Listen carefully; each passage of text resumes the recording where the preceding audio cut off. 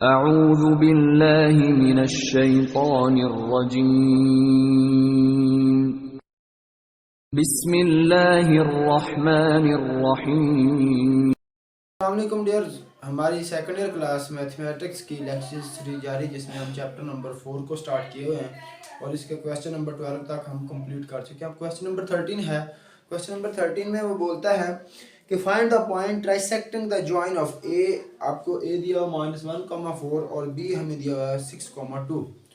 वो कहता है वो वाले पॉइंट फाइंड करो, किसी पॉइंट को फाइंड करो जो कि इन दोनों के दरमियान, जिसको तीन इक्वल पार्ट्स में ट्राइसेक्ट मतलब तीन पार्ट्स में डिवाइड कर दें। फर्स्ट ऑफ ऑल तो हम इसको तीन पार्ट्स में डिवाइड करेंगे, फिर हम उनके पॉइंट्स के पॉइंट हिसाब से हम उसको चेक करेंगे कि क्या है। लेट्स सपोज इस लाइन को ट्राइसेक्ट करना है, तीन पार्ट्स में डिवाइड करना है। तो सपोज ये एक पार्ट हो गया और एक पार्ट इसका ये हो गया, ठीक है। अब ये तीनों पार्ट्स हैं, एक ये और एक ये तीनों इक्वल पार्ट्स हैं। अब हमने पॉइंट फाइंड करना है कि जो इसको तीन पार्ट्स में डिवाइड करता है, ट्राइसेक्ट करता है। तो हम इसको नाम दे देते हैं P का और इसको हम नाम दे देते हैं Q का। अब P जो पॉइंट है P, ये भी इसको ट्राइसेक्ट कर रहा है और Q भी इसको ट्राइसेक्ट कर रहा है, मतलब तीन पार्ट्स में डिवाइड कर रहा है। मिसाल के तौर पर कि अगर इस लाइन की टोटल लेंथ है 3 सेंटीमीटर या 3 मीटर या 3 जो भी किलोमीटर, जो भी हम 3 यूनिट ले लेते हैं, तो इसको तीन इक्वल पार्ट्स में डिवाइड किया हमने। तो इसमें से एक ये रह गया, एक ये है और एक इसका डिस्टेंस ये है। मतलब ये क्या होगी, तीन इक्वल पार्ट्स में डिवाइड होगी।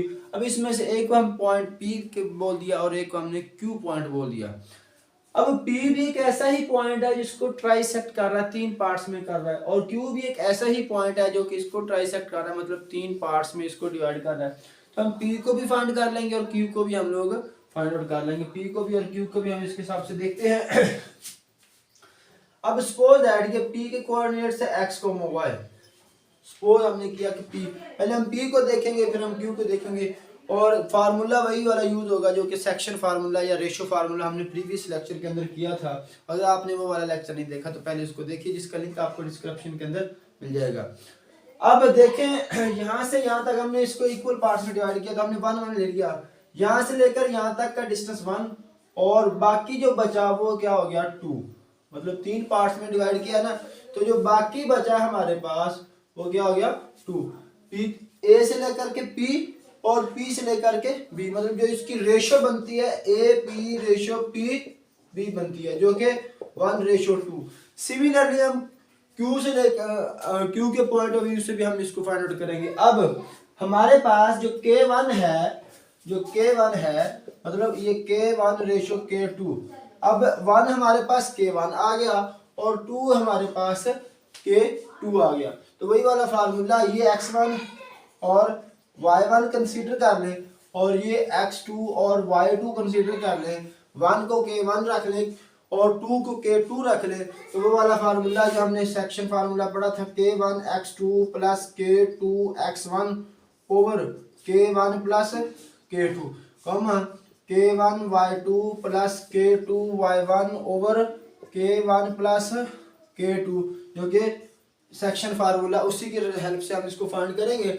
अब पॉइंट इंटरनली है, मतलब इन दोनों के दरमियान में है, तो इसको यूज करेंगे। अब K1 दिया 1, x2 हमारे पास है 6 प्लस K2 हमारे पास 2 और x1 है हमारे पास -1 ओवर 1 प्लस 2, ये 1 और 2 कैसे है, हमने इसको ट्राइसेक्ट की प्रॉपर्टी से किया कि तीन पार्ट्स में डिवाइड किया और इसको 1 1 रख लिया।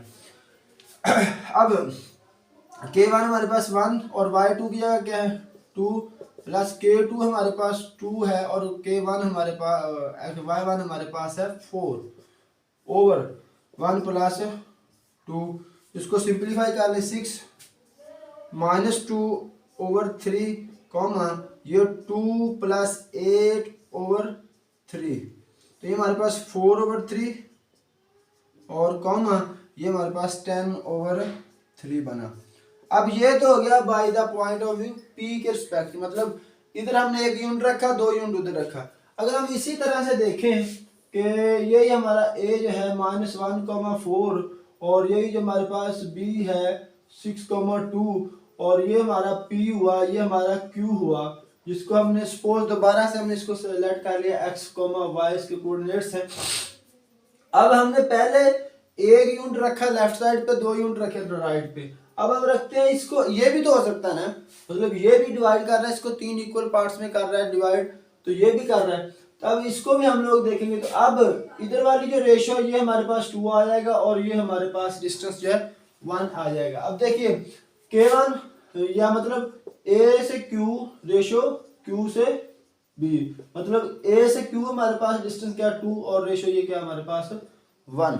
ओके, अब K1 रेशियो K2, तो K1 की जगह 2 आ गया और K2 की जगह 1 आ गया, जस्ट यही डिफरेंस है, बाकी x1 y1 x2 y2 same है। तो इसके लिहाज से भी हम इसको सॉल्व करेंगे तो हमारे पास इसका आंसर आ जाएगा। अब नेक्स्ट चलते हैं, क्वेश्चन नंबर 14 है find the point 3/5 the way along the line segment A हमें दिया है और B दिया है, मतलब 3/5 टोटल 5 पार्ट्स है, उसमें से 3 और बाकी 2 बचे 3। खैर देखिए क्वेश्चन नंबर है 13, उसके कोऑर्डिनेट्स जो हमारे पास हैं A जो है A हमारे पास -5,8, क्वेश्चन नंबर 14 सॉरी, A जो है वो है हमारे पास -5,8 और जो B है वो है 5,3। अब वो कहता है 3/5। पहली तो बात है कि 3 और 5, मतलब 5 में से 3 रखा, क्या है 3/5, 3/5, मतलब 5 में से 3 पार्ट्स को रखना है आपने। तो पहले तो हम इसको 5 पार्ट्स में डिवाइड कर लेते, 1 2 3 4 और 5, ये हमारे पास 5 इसके इक्वल सेक्शन बन गए। लेट्स सपोज हमने सपोज किया कि ये इसके 5 बराबर बराबर हिस्से बन गए। अब वो 3/5 कहता है, मतलब 3/5 3 पार्ट 5 में से पढ़े, तो वो क्या कहते हैं कि find the point 3/5 of the way along the line segment. 3/5 मतलब 3/5। अब उनमें से 3 पार्ट में और कलर का मार्कर यूज करें। अब 3/5, ये 1 2 और 3 ये वाला हो सकता है हमारे पास पॉइंट P। 3 ये हमारे पास क्या है 3 और ये हमारे पास बाकी जो बचा 2, टोटल कितने हैं 5, जिनमें से 3 लेने हैं और 2 बाकी बाद में छोड़ देने। तो ये हुआ K1 और ये हुआ K2। तो अब इसके रिस्पेक्ट हम इसको ले लेते हैं फार्मूले के मुताबिक। तो K1 हमारे पास मतलब AP रेशो PB, तो ये क्या है 3/2, मतलब K1 है और रेशो K2 है, ये K1 और ये K2। खैर देखिए फार्मूले में आप इसको पुट कर दें, फार्मूले में K1 की जगह 3 और K2 की जगह 2 और x1 की जगह -5, y1 की जगह 8 और x2 की जगह 5 और y2 की जगह 3। तो K1 3,5 प्लस K2 की जगह 2 × -5 over 3 plus K1 plus K2, comma K1 3 और y2 की जगह 3 प्लस K2 की जगह 2 और y1 की जगह हमारे पास 8 ओवर 3 प्लस 2 और इसके ऊपर ब्रैकेट्स। अब ये 15 - 10 ओवर 5, कॉमा ये 9 प्लस 16 ओवर 5, तो ये क्या बचा 5 ओवर 5, कॉमा ये 9 प्लस 16 25 ओवर 5, तो ये कैंसिल हो गया 1 और ये 5, मतलब 1,5 हमारे पास इसका आंसर आ गया। ओके।